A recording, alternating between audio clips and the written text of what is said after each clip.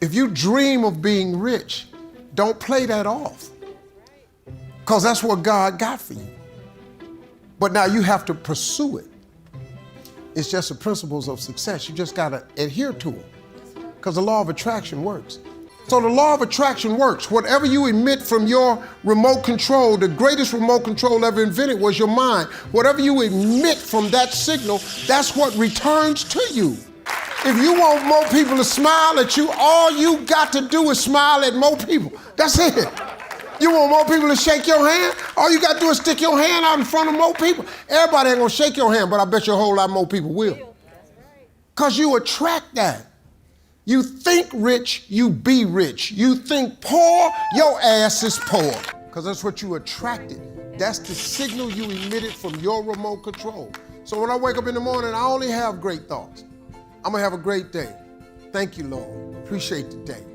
I expect great things to happen to me. Even when something negative happens, all I gotta do is wait it out. Behind every moment of adversity, there's a lesson and a blessing. All you got to do is ride it out. It's gonna be tomorrow. And as long as you wake up, whatever happened yesterday, that's in the past. All you got to do is think.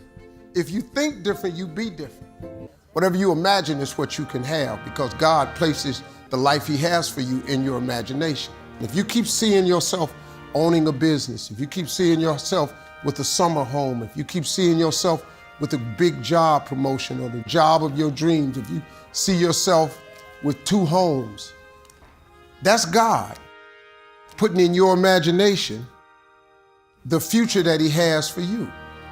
He places everything He has for you in your imagination. I want to tell you something that I learned that changed my life. I was reading a book one time that had a quote in there from Albert Einstein.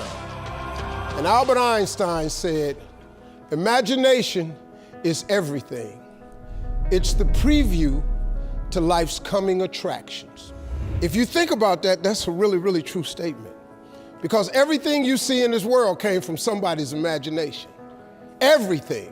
Somebody was talking on the phone one day, on that wall phone, connected to the cord, and tried to walk, and it didn't go no further. And he wanted to just go outside and get something out the car. Somebody said, "You know what? I wish I could take this phone outside." Everybody in here got a cell phone. It was in somebody's imagination. Somebody imagined that. Somebody imagined everything. Somebody got tired of walking. Somebody got tired of driving cars. Somebody said, "We're gonna fly." You're not finna fly. Everybody in here done been on a plane. See, your imagination is the evidence of things not seen. You know why they call it the evidence of things not seen? Your imagination, you the only one can see it. You're the only one can see it. See, so all this stuff you've been imagining was not some hocus pocus. When you imagine stuff, it's actually God showing you a preview of a coming attraction He has for you. The problem with your imagination, though, is you tell it to the wrong people. If you want to kill a big dream, tell it to a small-minded person. Think about this in your life. How many times have you had this really incredible idea and you took it to your family and your friends? You shared it with them and they shot it down.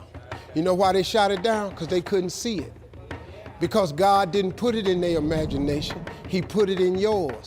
It was your evidence of things not seen. See, all this stuff you've been imagining, you ought to start working on it. Because that's what God really got for you. Your real life is in your imagination. You think I'm here by accident?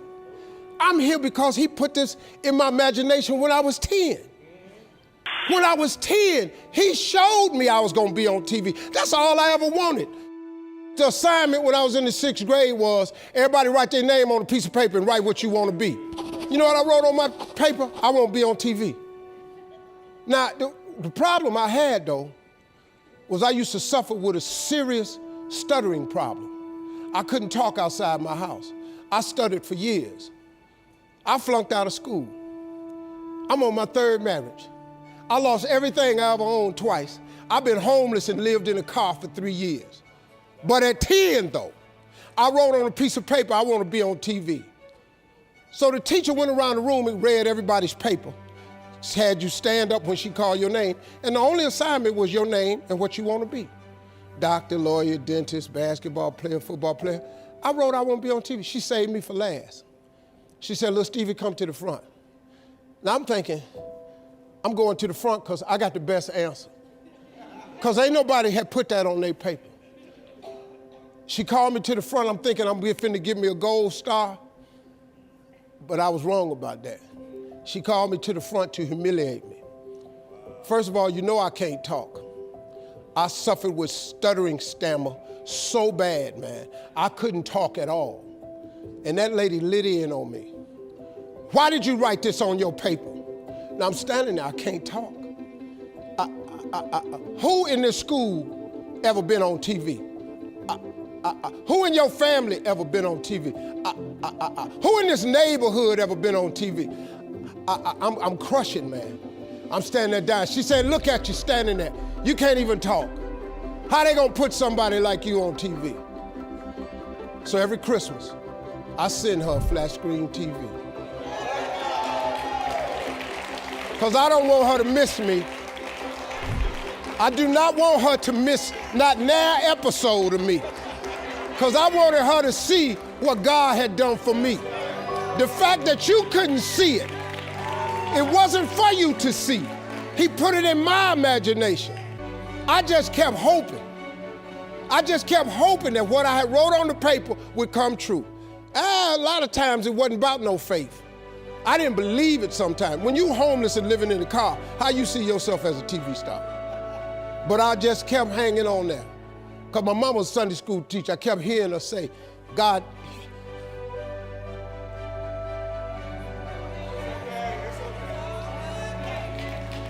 didn't bring you this far to leave you. God didn't bring you this far to leave you. Why do you think he keeps waking you up? Because he got more for you. He got way more for you. He got plans for you. But he needs your faith. He just needs you to call on him. He needs you to dust off your imagination and just go for it. You got to try. Quit waking up thinking you ain't got no say-so in your life. You have a choice in this matter. You can't stop what happened to you, but you can doggone sure do something about what happened to you. Life is 10% what happened to you, is 90% what you do about it. Somebody in your family gonna die. Somebody in here gonna get fired. Somebody here gonna get an eviction notice. Somebody gonna get laid off. Somebody company gonna close. That's life. Somebody you love gonna break up with you. That's life. But what you gonna do about it though? Since it's gonna happen anyway. Trust me, go home and ask God to open up your imagination and then pursue it with everything in you and watch what he do for you. It's either positive and good or negative and evil. Each half of your brain has millions of factory workers on each side. You got 1 million factory workers on the positive side. You got 1 million factory workers on the negative side. At the forefront of each one of those factories in your brain is a foreman. You got foreman positive and you got foreman negative. You are in charge. Let me show you how this works. You wake up in the morning and you say, man, I don't feel myself today. I got up on the wrong side of the bed. I'm not a morning person. Foreman negative hears that. He steps to the front. He said, what did you say? You say, I said I woke up on the wrong side of the bed today. I'm not myself. I'm not a morning person. He says, you got it right away. He said, hey, the boss just woke up and said he's not a morning person. He's having a bad day today, and he ain't feeling himself. Let's get to work. The 1 million factory workers start producing thoughts to justify what you just said. So now guess what? Man, I hate my alarm clock went off this morning. I got to get out here in this traffic. I'm gonna drive down here today. I don't even like these people on my job. I can't stand this car I'm finna get in this morning. Sure wish I had a new car, but I'm driving this ragged ass car. And on and on and on. And your day starts tumbling into what you ordered at the top of the day. You could wake up in the morning and you say, you know what? Today is gonna be a great day today. I expect something really good to happen for me today. Man, thank you, Lord, for waking me up this morning. He said, what did you say? You said, I said I'm having a great day today. I expect something good to happen today. Thank you, Lord, for waking me up. Forming positive turns around and goes, all right, let me have your attention. Steve's having a great day today. He's expecting some wonderful things to happen. And man, let's get it going. And they start manufacturing thoughts. Same brain. Man, I can't wait to go to work today. It may not be the job I want, but at least I got a job. I'm sure grateful I got a car to drive to work today. Hey man, at least I got a check coming in. I sure want to thank you, Lord, for this roof over my head today. I appreciate the fact that I don't have a car, but at least I can walk to the train. Man, this is going to be great today. That's how your mind works 24/7. It never turns off. You have got to change the way you think. It is the whole determining factor of where you go in life. We are all where we are today because we thought ourselves to this position. If you don't like the position, think yourself out of it. Once you identify your gift, you have got to write this information down. If you do not have a vision board, if you don't have a dream list, I am telling you, you are complicating your process to getting what you want in life. You're complicating it because you are missing, because maybe nobody ever told you, or maybe you don't think that it applies to you, but a simple principle of success is that it has to be written down somewhere. Oprah was on TV for 30 years talking about these vision boards. Oprah. She got $1 billion. She has my attention. You have to write this information down. I don't care what church you go to, synagogue, temple, mosque. If you don't write it down, chances of it happening is slim. Could that be the one thing that's holding you back? You've got to write this information down. Let me tell you what the reason writing it down is important. Because it plants the information in your subconscious. That means write exactly what you want. Don't deviate, be clear. If you want 4 cars, it's nothing wrong with wanting 4 cars. If you want 3 houses, you can have 3 houses. Why not? Why? Why you just can't get a home? What kind of God you serve where he won't give you a house? It's just a house. Somebody asked me the other day, they saw my vision board, they said, man, where your dream car at? They in the driveway. They've been marked off the vision board a long time ago. The vision boards work. I'm not bragging, I'm telling you how this works. You don't think I got all these TV shows, I ain't making no money now. I'm out here hustling and grinding, but I'm willing to work. You gotta write everything you want down. Now, if you want, like I said, you can go to school, try to get you another degree. I don't have one. I'm telling you what I did to get here. I learned a few scriptures that made some good sense to me. You have not because you ask not. So you mean to tell me if I just keep asking you for it and believing in it, that's one way to get it? Okay, cool. Then you tell me faith without works is dead. You tell me if I believe in you and I'm willing to work, I should have it. But I can't believe in it and don't work and I won't get it. Okay, I understand that one. And then you tell me to write the vision and make it plain? I can do this. These are things you can do today that ain't got nothing, you don't need nobody's permission to succeed. All I did was identify this gift. I worked, I wrote all of my visions down. I read them every morning and every night. And I instilled them in my head. And every time I met somebody, they say, hey man, what you trying to do? I would tell them one of my visions. Somebody would always say to me, you know, I know a guy that's selling them things right there. You ought to talk to him. I started scratching stuff off my vision board. My vision board is so vast now, if I showed you what was on it, you wouldn't even believe it. Because I dream so big, I want so big. This scripture changed my life. You have not because you ask not. You have any idea how major those words are for you? You have not because you ask not. It's such a simple scripture, but it's in your Bible. It ain't just in rich people's Bible. It's in the same copy you got. You have not because you ask not. This is the truest statement you'll hear me say today, because it's true.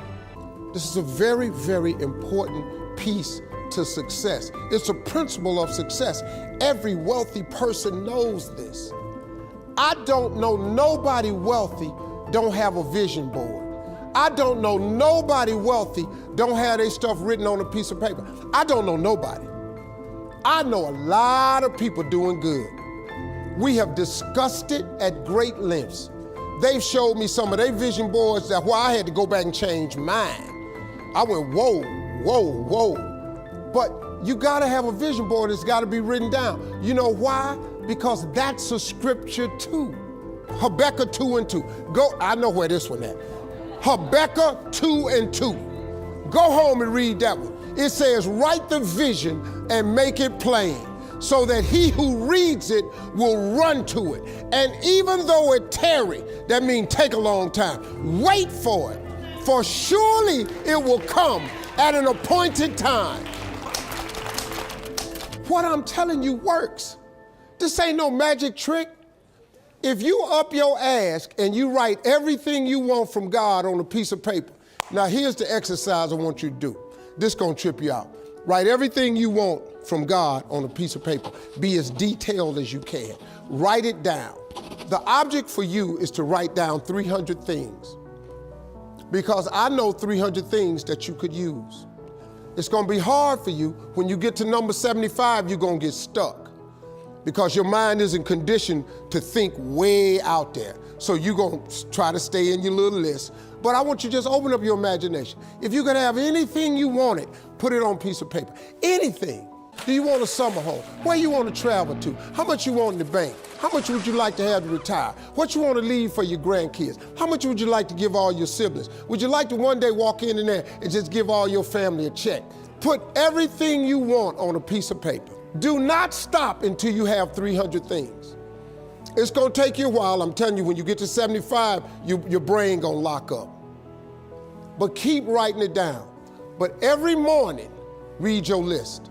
No, but seriously, take 5 minutes and read your list every night, every morning. If you do that in faith, if you read your list with the expectation that God is gonna do some great things for you, at the end of 1 year, you will be stunned. Absolutely stunned at how much stuff comes off that list. I promise you, at least 30 things will be off that list. At minimum, 10% of your list will come true. You know how I know? Because I know a lot of people that done it. But you know how I really know? Because I did it. I'm telling you, y'all, this how this works. You have not cause you ask not, and write the vision and make it plain. You do them two things starting today. Write your list, read it every morning, every night. 1 year, check it off, you'll be stunned. I dare you to try that.